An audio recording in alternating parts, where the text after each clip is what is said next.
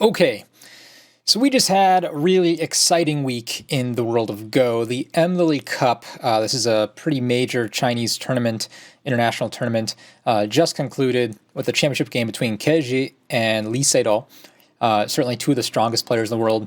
Keji was also ranked #1 for a good portion of 2015 as well. And here he is sitting on the left. Lee Sedol seems like, he's keeps contemplating retirement, but keeps playing in these high-profile tournaments and still winning a lot of games. It sort of was theorized that if he won this tournament, this might actually be like his final big event before he retires. And now I don't think anyone knows. Again, that's mostly rumor and conjecture, so don't take that too literally. But that is somewhat seems to be the thought. Anyway, the championship series was actually 5 games. Lee Sedol won the first, Keji won the second and third, and Lee Sedol won the fourth. And then just earlier this week, earlier this week, I guess by the time I get this video uploaded, I guess that's a fair statement to say, we had Game 5. And the other thing that happened during Game 5 is that the English broadcast of it that was run by, my good friend Andrew Jackson and Myungwon Kim, the 9-dan professional, actually had almost 14,000 people watching it live. It was streamed both on YouTube and on Twitch. And anyway, for any English Go broadcast, 14,000 people is just amazing. Blows everybody out of the water. And furthermore, let me get the game open here while I'm talking. It was, even though there was a lot of English speakers and the live review and commentary was in English, it basically got overrun by Koreans was basically what happened. There was a news site in Korean, the Chosun, that actually picked up and just said that, Myungwon would be doing this live broadcast on YouTube. And man, did people come to watch it. Part of that reason is because a lot of the live broadcasts in Korean actually required you to subscribe or cost money. And so this was just free on YouTube. So we just had this huge influx of players, which, in the long-term frame of mind, I don't know, in the greater scheme of things, is a really good thing. Just to have that many people showing up to one of our little AGA, English broadcasts for Go. Anyway, at this point, you probably want to see what happened in this game. The game did come down to basically a half point because of the Chinese rules and the Chinese scoring, which was a factor, it turns out. And that's really strange because, in theory, if this game was played in Korea or Japan, the outcome would have been different, according to several top pros. So, yeah, super high-level tournament coming down to which rule set was used to determine the winner. Pretty crazy stuff. This is going to be, I'm going to try to abridge this version, by the way, this review of mine today. I don't want to spend hours and hours going over it like Myungwon Kim and Andrew Jackson did, and Anyong Gil has also published some comments about it as well. Please check them out. Go to US Go Web at the YouTube page, and they have a huge, great broadcast where they sort of take you blow by blow, and you can watch their reactions. Again, I'm going to try to make this short and sweet so you can sort of see the craziness that unfolded in this game. Lee Sedol is white here, Keji is black, and they start with this large knight, or at least Keji starts with this large knight's enclosure. White breaks up the right-hand side. This is totally expected, very normal. This is sort of this is an old, new way of doing this sort of formation. Again, just sort of breaking up the right-hand side. Black takes the initiative to invade or split up the white left-hand side. This move is very interesting. Again, trying to approach the corner as well as maintain some sort of relationship with this black stone. And white has a very nice sequence here to basically start a fight. So here we go by move 14 and a half, I guess, going into move 15. We now have some unsettled groups. So that's fun. Black takes a moment to try to settle this left-hand side. And white tries to play a pretty normal Joseki, except the normal Joseki move at this point I think is at G4, and white plays one spot lower, so this is a little bit of an innovation. It's not too difficult to see what white's trying to do. White's trying to make use of that D3 stone, but usually the better way to do that is the G4 point. Again, black just wants to settle, right? So we can resume, settling these 2 stones. KJ really isn't looking to fight here yet. It doesn't seem, at least according to his play. He's just trying to settle his groups and then counterattack. When black crawls out, white basically neutralizes this stone. And now here comes the counterattacks. We have these 2 weak stones versus these 2 weak stones. So, so far it seems pretty even.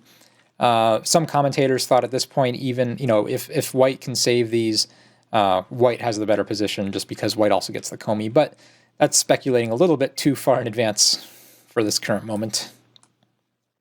White does jump them out. This attachment is, again, just trying to settle these directly. Again, KJ is not looking for some sort of like grand running chaotic fight in this game. And these are very nice little sort of asking probe moves just to see what white will give him. This one is the correct follow-up after you play this. If white did, something like this, connect here, black gets more forcing moves this way. Or if white blocks here, we have this sort of continuation, again, where all these moves help black settle.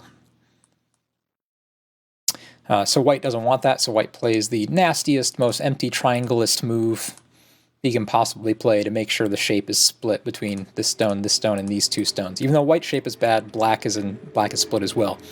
And, spoiler alert, this is not going to be the only empty triangle, to split up shapes we're going to see this game.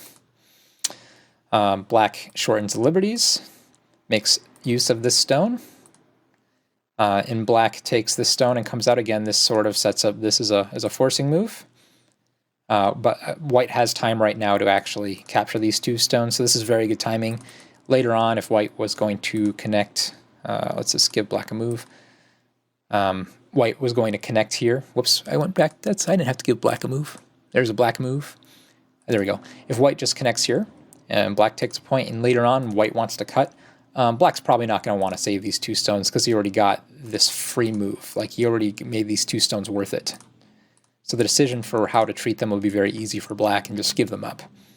But this is really good timing because, if black tries to take this, white can, basically get the outside. It is true, however, that there is this possible exchange where black can sort of sneak into the white corner. But this outside group is now very thick and very strong and probably going to be worth a lot more points in the corner. So anyway, this is really good timing on white's part. Whoops, I skipped a move. No, I didn't. I kind of did. So anyway, white cuts here. Black takes this Atari to, again, increase the Aji. And now black actually saves the 2 stones here. And this forces white to come back. And black has to go about resuming is making shape for this group over here. White undercuts, and again, this actually takes off a pretty good chunk of territory, say 10 to 15 points, depending on who gets the endgame. And now black is trying to, most effectively deal with this cutting stone, right? Black just doesn't want to just, at this point, push up now and give up these 2 stones since he played this. He also doesn't want to get this group surrounded. So he's treating it very lightly. What's a good metaphor? I don't know. This stone is really weird because both players, like, you're going to see the next 5 or 6 moves, both players are talking about this stone a lot. Like, how much is this worth? And it seems like neither one is completely sure, but at the same time, it all works out. So when black plays this, he says, okay, do you want to run this out? Is this a heavy stone? Can I attack this or do something? And white says, yeah, sure, okay. And then black says, oh, well, you know what? I'm actually not interested in fighting. I'll give it up if I just can get around it. And so white agrees. So, okay, these are worth saving. And now black basically gets this group out. And these 3 stones, if black gets a 4th stone here, actually can exert a lot of influence. So white's compensation of, getting a really strong corner, capturing these 2 stones. And there's still some cutting points here, actually, later on that are going to be really important, or even actually not that much later on in this game, as it turns out. Just a few moves down the road. So, black still doesn't really have a completely solid group, but is starting to turn his weak group into potential influence, which is really big. White does take Senta here to play the biggest move on the board. And you can sort of feel the difference if white doesn't get that move immediately. Let's just say white has to capture or do something over here. If white didn't come out of this with Sente, when black plays this, this move is so active because, number one, it puts a lot of pressure on these two white stones because there's a weakness at the triangle point. Plus, you can see that we've now have this corner enclosure with extensions off both sides. We call that a double wing. And all together, you can see how big of a box shape this is forming. I mean, this is a huge potential area for points for black. So it's active, it threatens to invade, attack, and it takes a lot of points, protects the corner. Would be very difficult for white to win this game at this point.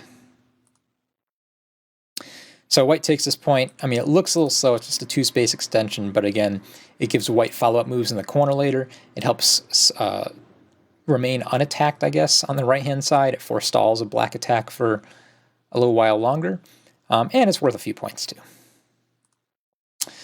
All right, here at this point, this move is also very big, so black takes what he feels like is his biggest move. This area is also really big, but the problem is that if black just tries to block this off, white can immediately reduce and keep attacking it.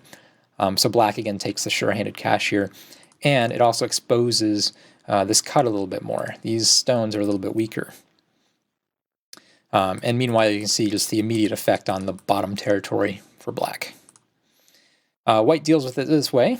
Again, just keeping his attention on, we'll say the center for the most part, but the stone does have the possibility to counterattack these two black stones as well. Again, both players are just taking big points right now. Takes the corners pretty huge, not because it's just worth points, but again, because it really does open up this invasion spot again. White is sort of looking for, well, I don't know what white's looking for. I'm not 9-Dan Pro, but I'll say that what he ends up getting out of this is more central influence. So he plays this attachment, takes the free stuff, and this move, in Anyang Gil's commentary, so he thought this was a mistake. In Myungwon Kim's commentary, I think he thought it was a special strategy that looked like it was working well for white. And so here I'm going to go forward a few moves and just sort of show you what white got out of this. So at this point, white has Sente to come back and sort of fix this shape. So white is the one who leaves the situation first. Okay, so we can say that so white ended up with Sente. And what other compensation did white get from playing this move? White also got to play this one. And again, we now have several moves in a row, and again, another one over here, where white is actually becoming in control of the center, where black still has a weak group on the board. And that's always very, very dangerous. So white sort of got this move for free, the M7 stone for free, and was able to get Sente, and sort of keeping eye on this weak group. What did black get? Well, after white makes this exchange, and black has to come back and fix, even though white got Sente, this is actually a pretty big loss in terms of points for I gotta go forward one more. There we go. Loss for white, because black gets to make all these guaranteed, whereas before, maybe not the 8th point, or even the 7th point technically. But anyway, you get the idea. All these are now black points. Before, where there was actually still some invasion potential, right? This wasn't solid territory yet. So white gave up quite a bit of points here to just get a little bit more in the center. And so depending on what you believe, that's either really smart or really dumb. But we'll find out which, I guess. All right, this move, the one I just marked here with the number 1, most professionals agree this was a mistake. And even though it's consistent with sort of, getting all this center influence, it's too slow. And we can sort of see that later on black still has a monkey jump, or this type of reduction. And it doesn't actually have enough of an effect on this area over here. So I think other stronger players of sort of, even just playing something like this, would have a pretty similar effect, although this does leave a weakness, or several. Whoops, not that one. In here where black can reduce or invade and do things. but it does take a much more active role, and it builds the center even a little bit faster. So I think there's a consensus at this point. I know we're just a few days away from the tournament, that this was sort of like the first, I'll say, unquestionably bad move. I mean, it's not like a bad move like a 10Q move. Okay, it's still a good move, but it's not. It's instead of being like an A+ move in a 9-Dan Pro Championship $300,000 tournament, where everything's on the line. This is not good enough. This is like a B+ move. So that's what people say when they mean a mistake. If one of my students in one of my classes showed up and played this move, I'd have been like, fine.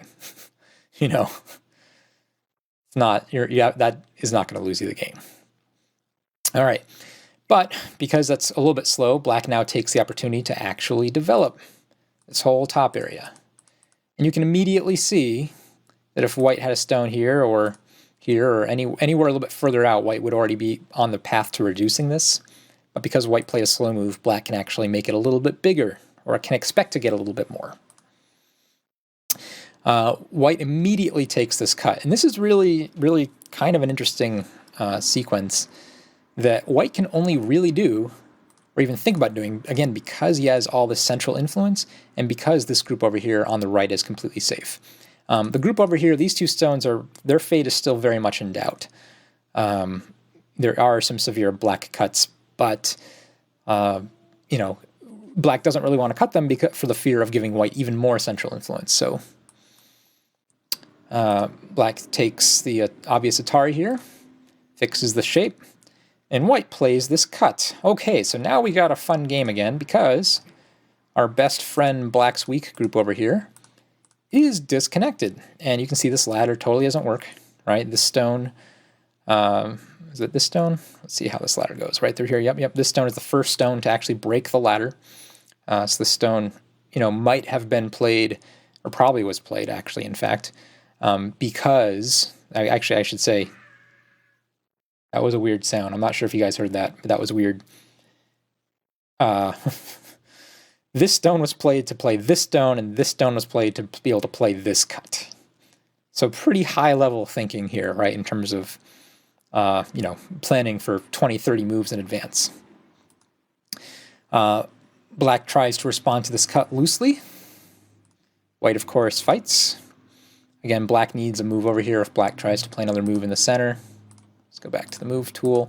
This is very severe, where, white can basically, I think there's several. This one might even just work fine. Oh, no, it doesn't really work that well enough, does it? No,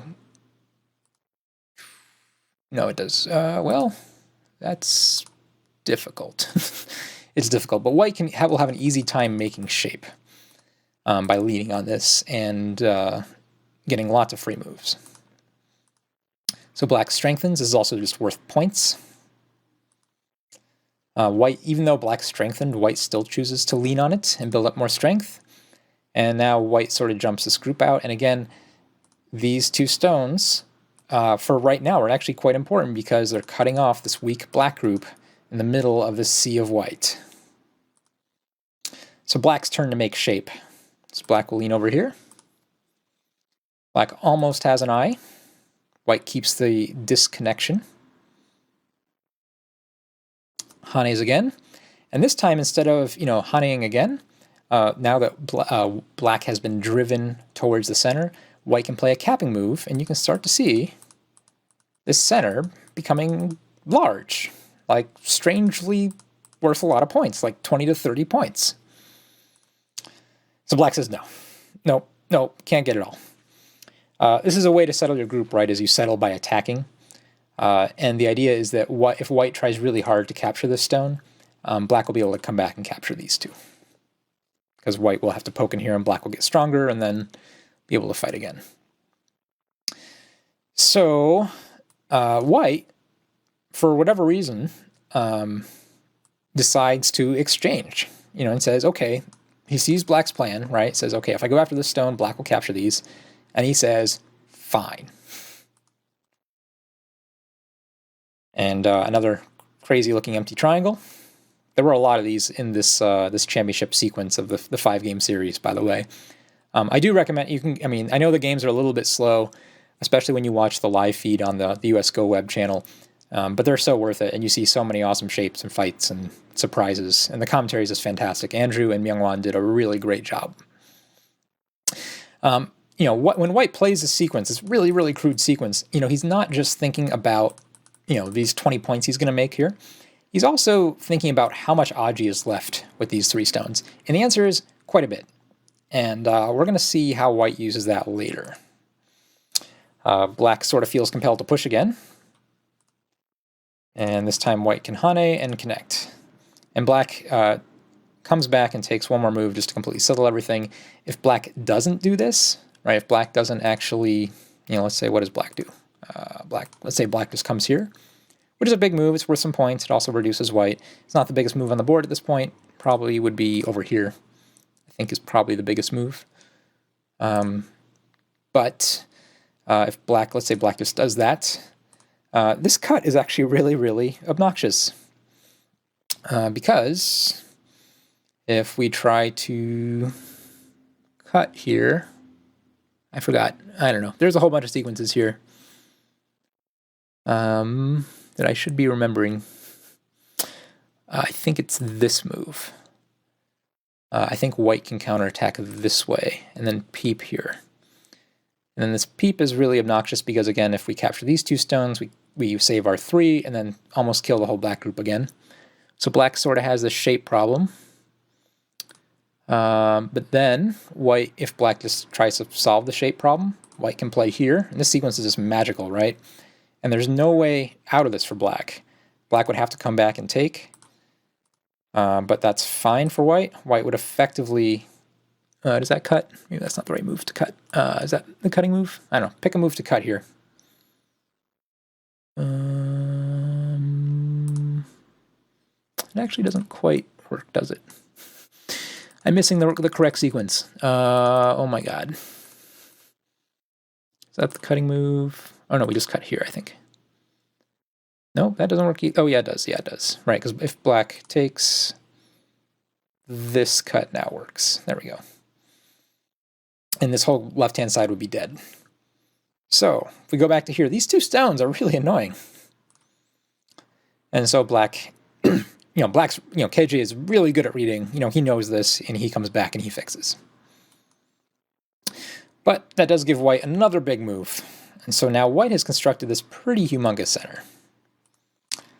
And Black plays this really nice combination to sneak in a little bit. White counterattacks as much as he can. But then ultimately just has both players to settle. And White has to come back and just connect.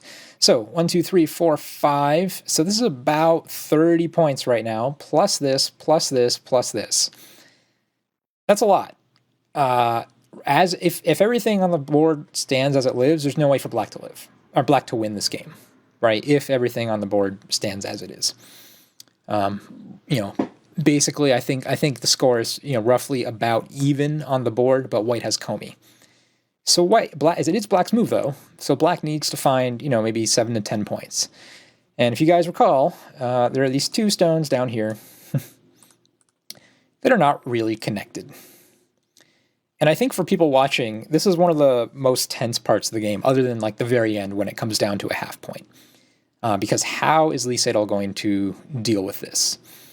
It's actually a really big pain because White can actually save this. There are multiple variations for White to get out and get these 2 stones out to safety and, not give them up. But basically all of those variations result in Black eating all of this and Black getting into the Moyo, eating these 2 stones and, making use of these cut points. So it's a really big question mark, like really, really big. And so White tries to drum up some Aji in the middle first. Sorry, after a move. White plays here, and then Black comes here, and now White plays this move. I don't know how necessary this is. White is still trying to come back and use this Aji here and here. There's some points that if White gets create actually a surprisingly large shape problem for Black. And all White really wants is to get, maybe this group sealed in Sente. If White can get this move and Black has to play another move on the inside, it looks like white will be able to save this and not take too big of a loss here.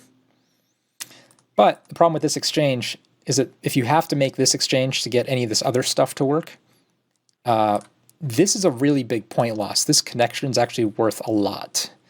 Because before this, white could play here basically in Sente. And not only play here in Sente, it's, even though there's only like, realistically about 6 or 7 points here, those are 6 or 7 points that either player could be making. And so when white plays here, whoops, where is it? There, and black connects here, this move is not very Sente anymore. And in fact, if and when black does respond with a Hane, let me just put the actual moves on the board. It feels like white needs an extra move, otherwise black will have Sente moves afterward. Whereas if this stone's not here, let's play a move. When white plays here, black really can't think about this move, this response. Black would have to submit. Maybe even something like that. Something kind of uglyish. So, white is kind of caught between a rock and a hard place. Again, he needs all the Aji he can working over here in order to save these 2 stones. But at the same time, this move is really painful. White does get this move in, sort of for free. Because again, black finds this empty triangle shape that actually keeps white from doing any of these crazy moves, and at the same time maintains this little thread of outside influence, and perhaps most importantly, shorts the liberties on these 2 stones. So even if white saves these, black will have a ton of Aji to work with. So white's decided he can save them now, but again, black gets these free Ataris. And basically black ends up making a few extra points here. And white still has to come back if he doesn't want his group to die.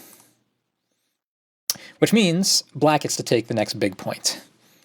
And before, where this move would have been a little bit dubious because of all the cuts over here, because white played this move, black can play a pretty strong move over here. And you can see between this not getting this move, black pushing in here, black pushing in here, this center that could have been 30 points has been shrunken just, little by little. White takes this endgame. Again, this is just a nice little sequence to take the extra point and then threaten to cut here. Lets white seal in Sente. And now at this point in the game, black is actually looking pretty good. Black has Sente to start reducing this. On the board, it's still, the points are a little bit in favor of white on the board per se, but, a little bit in favor in terms of black on the board. But white has Komi, so like white is still winning, but black has Sente. So black takes this really big reduction point. Again, white's trying to make use of all this Aji. Black just fixes the shape again, which really ruins these points. And, it's really in terms of points plus Komi right now, it's really white who's behind. We're talking just 2 or 3 points, but it's white who needs to find the points. White takes his Hane. This is a really big endgame. You're going to see a pretty huge endgame start very soon. Here's another one. And again, the sequence would have been so much better for white if black didn't have this stone already there. So this is white starting the other And now, so we have these sort of 2 endgame that are both humongous in terms of point value. But white comes back just to take the biggest move on the board before playing either Also, black just takes time to play the biggest move he can find on the board. This is again worth, 5, 6, 7, 8 points in endgame. Again, they're both players are sort of saying, both of these oh, big truck's driving by. Okay. Both of these can't be won by the same person, so we're just taking all these big endgame points. This move was called a little bit dubious by Anyang Gil. He thought this move was actually a really big mistake and wasn't big enough. And at this point, white can actually start to try to win the Ko's, or at least the Ko that he wants. So, this move sort of opens the door. I mean, it looks like it's good endgame. I mean, it looks like black can poke in here and threaten more points and cut these off and ruin these points, and also while protecting his own. I mean, this is big endgame for black as well. But I think the consensus among people who are stronger than I am is that this move is not big enough. Both these players sort of ignored both ko's under the assumption that, hey, we can go and play big moves, just these big endgame moves, because, hey, there's 2 ko's on the board. But this one didn't quite make the cut. Again, this is sort of mutual destruction strategy of Go. Your opponent hanes into your territory, you hane into his. And in theory, this should be a bigger move for white than for black, just because the territory that black is potentially losing is larger than this little white territory. But at the same time, there's still a ko for the whole safety of all this. So this is very risky play as white. This is something you do when you're down by a point or two and need every point possible. Or you've read out all the ko's and know that you can win the ko. Black decides to start this ko. And at this point, white plays this as a threat. And according to Myungwon Kim, this is the wrong response to it, because it's actually going to let white get an extra, we'll say, point later. Black should have just made shape this way. Even though this looks weirder, right? Because you're leaving more co-threats for white. Myungwon Kim believes this to be the correct shape, and I'll try to point out why later on when we get to it in just a few moves down the road here. Okay, so we still have these ko's. Both people are just playing their co-threats, trying to win both of them. And after white can play this move, black has to respond here, and then white can play this move. And you can start to see why this connection response was actually incorrect, because I might do this wrong actually, but here, let's say if black doesn't respond. This is really annoying if you are black, right? This is just, I think we can play here, right? Oh no, we can't play there. We have to play this one. Is that the one? I think so. There is this sort of co-sequence for the entire right-hand corner. If black has to approach this way, I mean, it's a 2-step ko, but man, that's game over, right? I mean, even a 2-step ko is going to be worth quite a bit when you're talking about a corner this large. Whereas if black had connected the real way, there isn't all this aji. So black has to come back and connect. Basically giving white the sente point and costing black a point. White now, after basically getting these 2 sente moves, or well, I guess sente move, and then this also more or less resolves this ko in the sense that white can now just connect. He can come back and save his stones. So black has to start the other ko. And again, now white is making use of these 3 stones to find all the threats that he possibly can. More ko, more ko, more ko, more ko, more ko, more ko, more ko, more ko, more ko, more ko, more ko. And finally with this move, white says, hey, even though it's big, I can make the ko bigger. I need every last point here to win. So white decides, okay, we're just going to settle this at this point, so we're just going to take all the sente endgame we can right now, and then come back and connect. And even though black officially wins this ko, it ends in gote for black, because black needs to come back and fix, which gives white time to fix down here. So it's sort of like, I don't want to say black was tricked, because that's not really the right thing, but it sort of feels like even though black, quote-unquote, won both of these ko's, right? If you see both of these ko's are still both won by black, white was actually able to gain more out of not winning them because of the surrounding moves. And so we got a game again. This is a time suji, and I know it seems really strange to think about it, but I mean, Lee Sedol is already in his Byoyomi here. I think it was 3 hours on each clock plus a minute, 5 times a minute of Byoyomi, I think were the time settings. So he's trying to compute this whole endgame out, and so he just plays this move. However, this removes a pretty huge co-threat. And I've already sort of told you that this is a half-point game, so I mean that's kind of a big deal.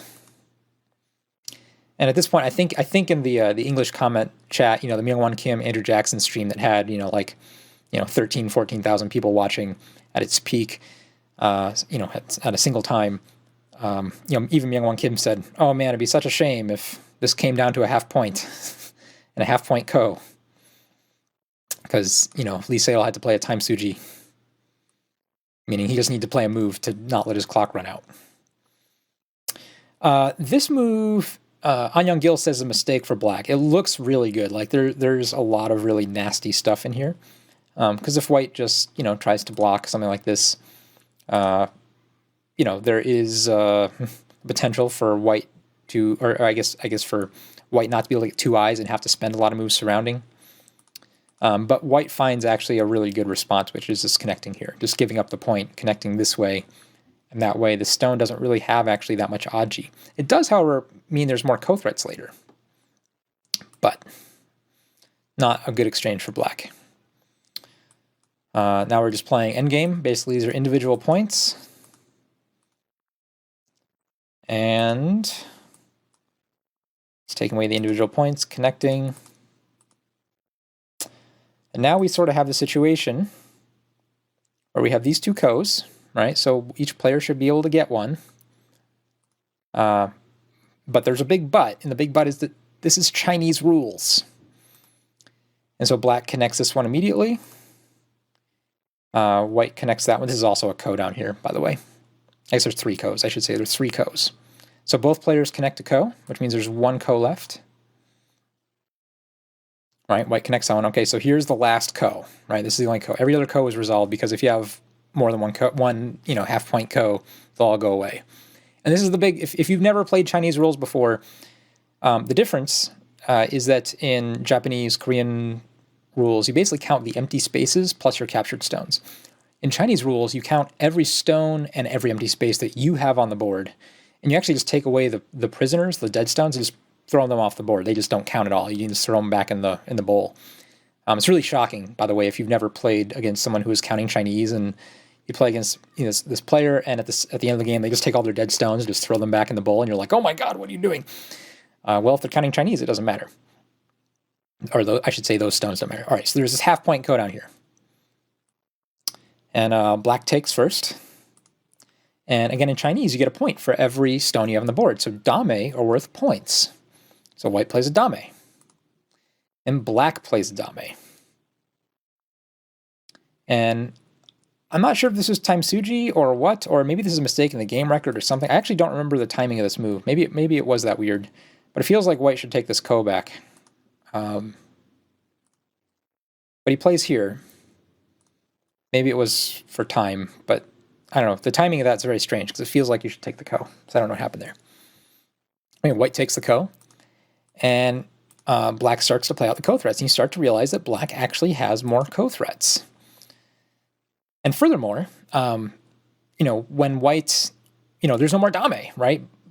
White played a dame, then black responded to the dame instead of taking the ko, which basically means that black was able to get that dame and that ko point, right? And again, this ko is actually in Chinese scoring, right? You get a point for each stone you have on the board. So if there's two black stones here, that's 2 points. If there's two white stones there, that's 2 points. So using dame sort of as like faux ko threats. I'm going to take it if you want the ko, I'm going to take 2 dame, right? And that works. So in the end, as this counts, white ends up losing by a half point or full point or winning by a half point, depending on which rule set you use. Of course, in the rule set that the MLily Cup was using, Lee Sedol loses and Keiji, black, wins this game by the half point. So that was game 5 of the MLily Cup, and it was a pretty awesome game. Again, I highly encourage, if you enjoyed this game, go watch the pro commentary because I don't really do this justice. And if you have questions about any of these individual moves, they go over much more than I do. I kind of just scroll through. I just kind of click the mouse, click, click, click, and occasionally tell you when I have something interesting to say. But man, it was a great series. Keiji, this has certainly launched him into, a new Go superstar status. I mean, I know he had sort of reached rank 1 last year, but he wasn't a legend. He was just a real, he was just, considered to be the best player. This really solidifies. And any international tournament win like this, I guess, would solidify, any one of these top Go players as a Go legend. He's still a young kid too, so it's going to be, a lot of years, I think, under the reign of Keiji. So yeah, I'm kind of done talking about this game. Yeah, go subscribe to the US Go Web channel if you haven't already. Again, they're doing live streams of these on YouTube, as well as on Twitch. And yeah, I'll see you next time. Thanks all.